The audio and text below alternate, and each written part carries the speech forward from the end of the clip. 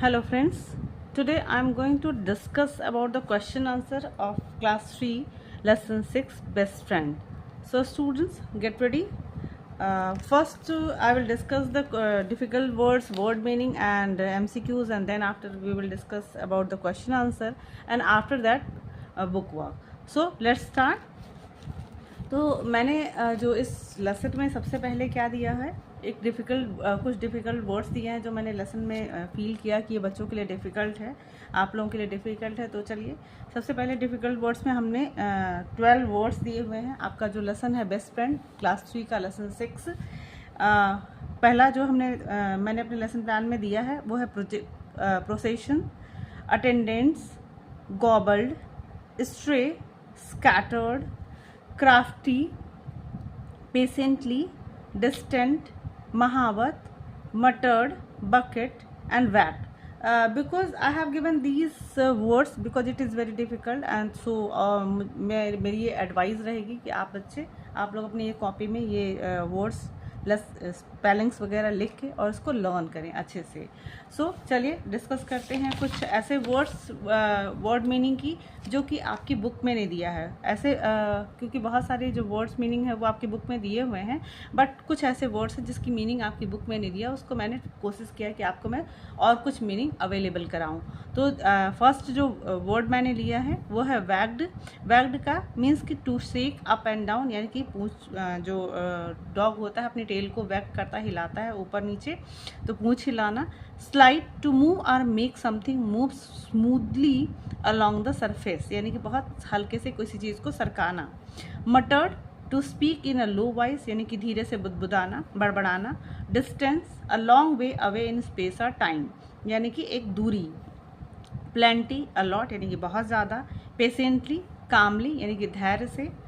हाउल्ड, to make a long loud sound, यानी कि ज़ोर से आवाज़ लगाना या चीख लगाना। चलिए MCQs, जो आपकी बुक में ऐसे कोई क्वेश्चन नहीं दिए हैं वो मैंने अपने से बुक क्वेश्चन बनाया है MCQs का, तो आप उसको देखिएगा। मल्टीपल चॉइस क्वेश्चन जिसको हम दे सकते हैं एग्ज़ाम के लिए भी, बच्चों के लिए ईजी होता है। What is the name of the elephant, अब एलिफेंट का क्या नाम था, तो कनक था, जनका था या पलक था, तो क्या था, जनक था।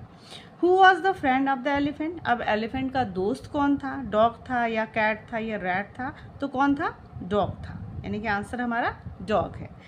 थर्ड मैंने क्वेश्चन दिया है, who has drag the dog ate his home, मतलब कुत्ते को कौन अपने घर लेकर खींच कर ले गया, तो कौन ले गया, द किंग, किंग ले गया।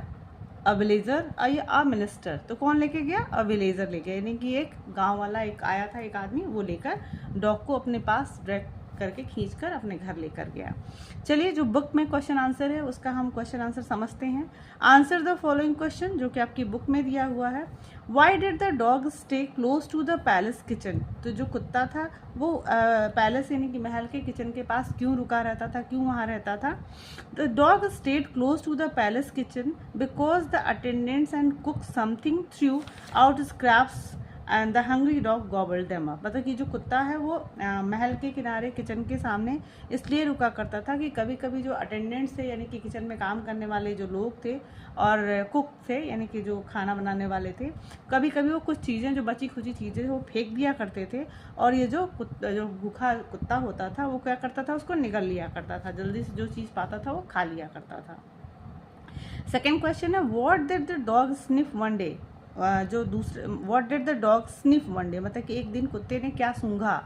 One day the dog sniff the air as he passed by the kitchen door, यानी कि उसने हवा को सूंघा, यानी कि किचन के पास से जो हवा आ रही थी यानी कि स्मेल जो आ रही थी उसको उसने सूंघा। What happen when the dog entered the kitchen, और जब उसको अच्छी स्मेल आई और उसने सोचा कि व्हाट हैपेंड, मतलब कि क्या हुआ, जब वो किचन में प्रवेश किया उसने सोचा कि किचन में जाके कुछ खा लूँ, तो क्या हुआ, the dog tried to sneak into the kitchen, मतलब कि जो कुत्ता था वो किचन में जाने की कोशिश किया, but one of the cook Sah him, लेकिन एक कुक ने यानी कि जो खाना बनाने वाला रसोइया था उसने देख लिया, एंड चेज हिम, और उसे वहाँ से उसे भगा दिया। हाउ डिड द एलिफेंट ईट, अब जो एलिफेंट था वो कैसे खाता था। अब एलिफेंट जो था आपने स्टोरी में पढ़ी होगी कि एलिफेंट में वो जो था हाथी वो कैसे खाना खाया करता था। The elephants were quite messy and scattered food everywhere. तो जो एलिफेंट थे वो क्वाइट मैसी मतलब थोड़े मैसी थे, मतलब खाने को इधर उधर फैला के, स्कैटर्ड फूड एवरीवेयर मतलब कि इधर उधर फैला के गिरा के खाने को खाया करते थे। Why did Janaka stop eating and drinking. अब ये जो जनक था वो उसने खाना खाना बंद क्यों कर दिया, उसने खाना खाना और पानी पीना बंद क्यों कर दिया। Janaka stopped eating and drinking because he missed his friend. तो जनका जो था वो खाना खाना और पानी पीना उसने इसलिए बंद कर दिया क्योंकि वो अपने दोस्त को मिस कर रहा था, फ्रेंड को यानी कि डॉग को मिस कर रहा था। अब जो कुछ क्वेश्चन है जो लॉन्ग क्वेश्चन है, जैसे कि आपके 2 क्वेश्चन तो आपके लॉन्ग में है जो नंबर जी और एच करके है, लेकिन एफ भी लॉन्ग आंसर था इसलिए मैंने आपको लॉन्ग आंसर में उसको रखा है। तो चलिए पहला जो है, why were the dog and the elephant good friends. अब ये जो कुत्ता और एलिफेंट था वो क्यों अच्छे दोस्त थे। Janaka and the dog were good friends because they enjoyed each one's company. मतलब वो जनक और जो डॉग था वो बहुत अच्छे दोस्त थे क्योंकि वो एक दूसरे का साथ उनको बहुत वो इंजॉय करते थे, बहुत मज़ा आता था उनको। Janak would not eat until the dog ate his food. जब एट हिज फूड, जनक तब तक खाना नहीं खाता था जब तक कि कुत्ता खाना नहीं खा लेता था। Often they also played game, और अक्सर वो गेम भी खेला करते थे। Why was the dog set free. अब ये जो कुत्ता क्यों छोड़ दिया गया, उसको कोई उठा ले गया था तो क्यों छोड़ दिया गया। The king made an announcement, मतलब किंग ने एक अनाउंसमेंट करवाई that our dog has been stolen, कि मतलब कि हमारा जो कुत्ता है वो चोरी हो गया है, and it must be return immediately, और जिसने भी लिया है इसे वापस किया जाना चाहिए, मतलब उसे जल्दी से वापस कर दे, और the person will be punish, नहीं तो जो भी उस डॉग को जिसने भी स्टोल किया होगा, चुराया होगा, उसे सजा मिलेगी। The man who had taken the dog became frightened and set the dog free, और जो जिस आदमी ने उस कुत्ते को लिया था वो डर गया राजा के अनाउंसमेंट से, और उसने कुत्ते को फ्री छोड़ दिया, यानी कि वापस कर दिया। What does the sentence tell us about Janka? Only after the dog had eaten did Janka break his feet. मतलब कि ये जो लाइन है कि only after the dog had eaten did Janak break his fast, मतलब कि जनक कुत्ते के खाने के बाद नहीं उसने अपना व्रत तोड़ा। इसकी का क्या मतलब है, तो इसका मतलब ये है कि this sentence tells us that Janaka was a loyal and loving friend. अब ये जो लाइन है कि सिर्फ कुत्ते के खाने के बाद जो जनक था उसने अपना व्रत तोड़ा, तो इस लाइन का मतलब ये है कि जनक बहुत ही लॉयल था, वफादार और लविंग फ्रेंड, मतलब प्यार करने वाला दोस्त था।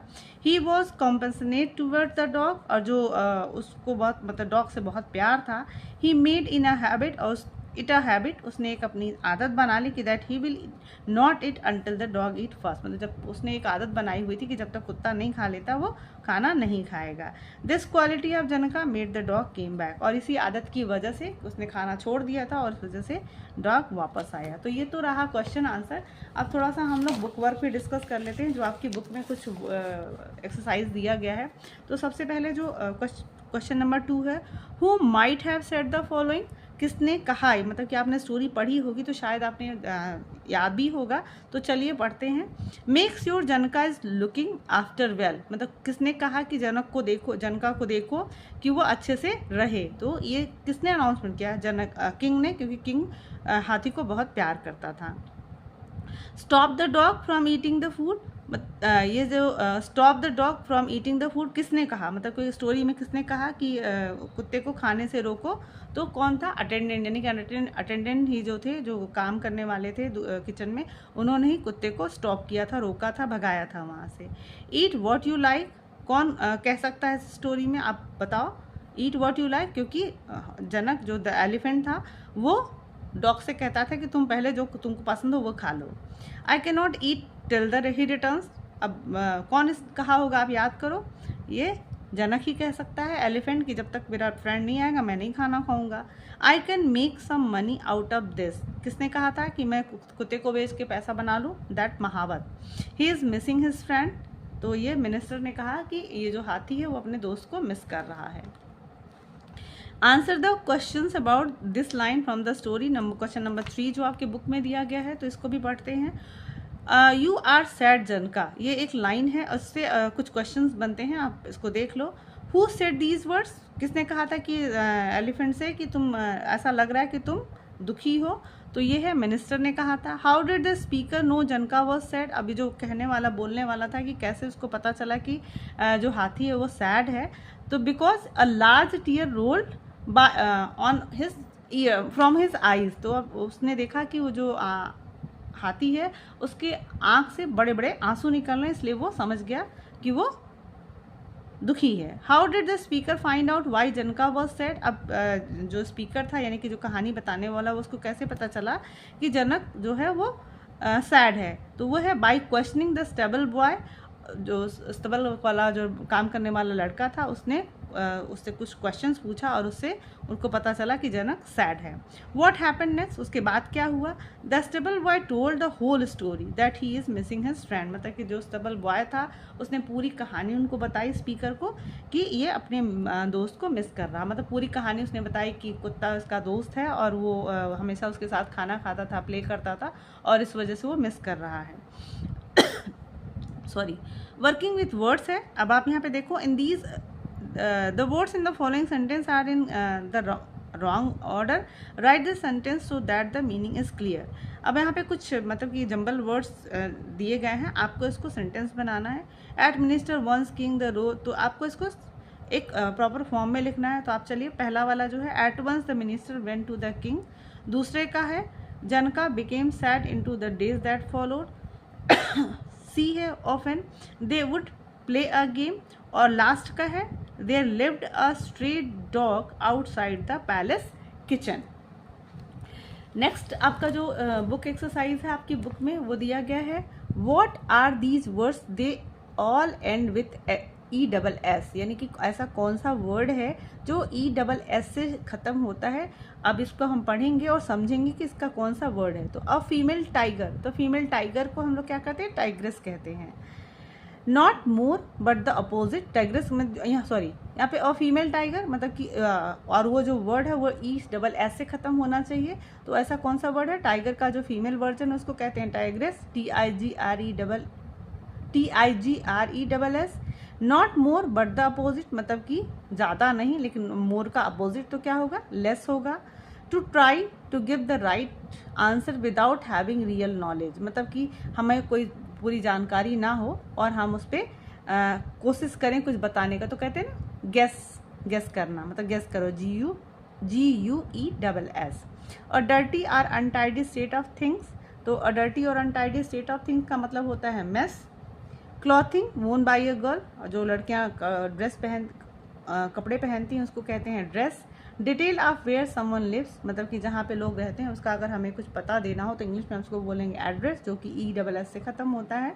द फीमेल ऑफ प्रिंस, यानी कि प्रिंसेस। तो आप आई होप कि आपको ये क्वेश्चन आंसर और जो मैंने कोशिश की लेसन प्लान बनाने की, कुछ डिफिकल्ट वर्ड्स एंड कुछ वर्ड मीनिंग देने की कोशिश की, ये आपको हेल्प करेगा।